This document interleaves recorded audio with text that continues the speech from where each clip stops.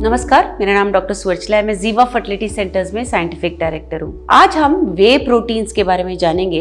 वे proteins होते क्या हैं और ये इसका असर क्या फर्टिलिटी पे हो सकता है। बहुत बार आप जब डॉक्टर के पास जाओगे, स्पेशली आप बॉडी बिल्डिंग के लिए बॉडी बिल्डिंग कर रहे हैं और आपके डॉक्टर आपको पूछते क्या आप वे प्रोटीन ले रहे हैं, क्या आप स्टीरॉइड्स ले रहे हैं, इसका असर बॉडी पे होता कैसे और फर्टिलिटी पे स्पेशली इसका असर क्या होता है।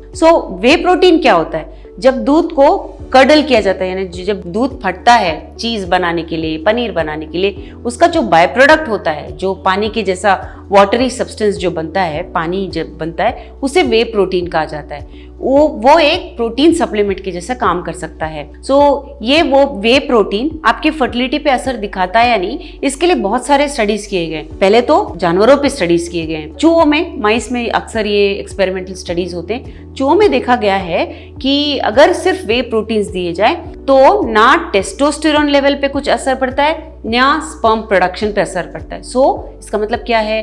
वे प्रोटीन्स का कोई असर नहीं होता है फर्टिलिटी पे। ये स्टडी ह्यूमन बींग्स पे किया गया, मतलब इंसानों में भी किया गया, स्पेशली बॉडी बिल्डर्स में जो वे प्रोटीन ले रहे थे। ये 2019 की साउथ ऑस्ट्रेलियन साइंटिफिक ग्रुप ने स्टडी कंडक्ट किया हुआ है कि जब वे प्रोटीन बॉडी बिल्डर्स ले रहे थे जिसमें कोई एडिटिव सप्लीमेंट्स नहीं थे, तो उनके टेस्टोस्टेरोन लेवल्स भी नॉर्मल थे और उनका स्पर्म प्रोडक्शन भी ठीक था। लेकिन जब ये स्टडी दूसरे बॉडी बिल्डर्स में किया गया जो वे प्रोटीन सप्लीमेंट्स के साथ ले रहे थे, स्पेशली एनाबॉलिक स्टीरॉयड सप्लीमेंट के साथ, तो उनका टेस्टोस्टेरोन लेवल ही नहीं, स्पर्म प्रोडक्शन भी कम था या कभी कभी बिल्कुल नहीं था, यानी अजूस्पर्मिया था। ये होता क्या है? एनाबॉलिक स्टीरॉयड एक सिंथेटिक टेस्टोस्टेरोन है। नॉर्मली जो बॉडी में टेस्टोस्टेरोन तैयार होता है उससे स्पर्म प्रोडक्शन होता है, आपका बॉडी मसल इंक्रीज होता है, एनर्जी लेवल्स होते हैं, सेकेंडरी सेक्सुअल कैरेक्टर्स यानी बॉडी पे बाल आना, फेस पे बाल आना, ये सब टेस्टोस्टेरोन से होते हैं। मगर आपको एक्स्ट्रा एनर्जी चाहिए, ज्यादा मसल्स बनाने,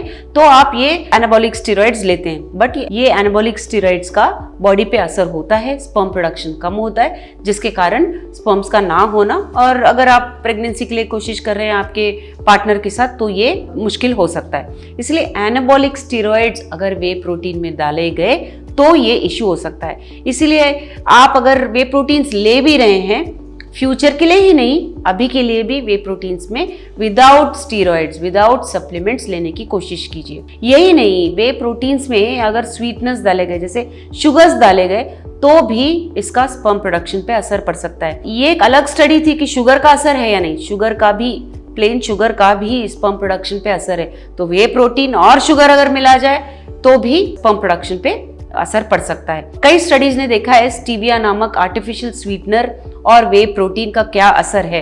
तो अभी तक तो स्टडीज ये हैं कि अगर स्टीविया डाला गया है वे प्रोटीन्स में तो स्पर्म प्रोडक्शन, टेस्टोस्टेरोन पे असर नहीं होता है। इसलिए आप कंटिन्यू कर सकते हैं, लेकिन इसको बैलेंस्ड मात्रा में लीजिए, ज़्यादा भी मत लीजिए जिससे टेस्टोस्टेरोन लेवल में इम्बैलेंस हो। अगर आप बॉडी बिल्डर हैं, आपको सप्लीमेंट्स लेना ही है, कौन से सप्लीमेंट्स अच्छे हैं, कौन से आपके फर्टिलिटी में बाधा नहीं डालेंगे, इसके बारे में और इन्फॉर्मेशन चाहिए तो अवश्य जीवा फर्टिलिटी सेंटर्स आइए। धन्यवाद। हमने इस वीडियो को बनाने में बहुत मेहनत की है, ज़रूर हमें सब्सक्राइब और लाइक कीजिए। Thank you.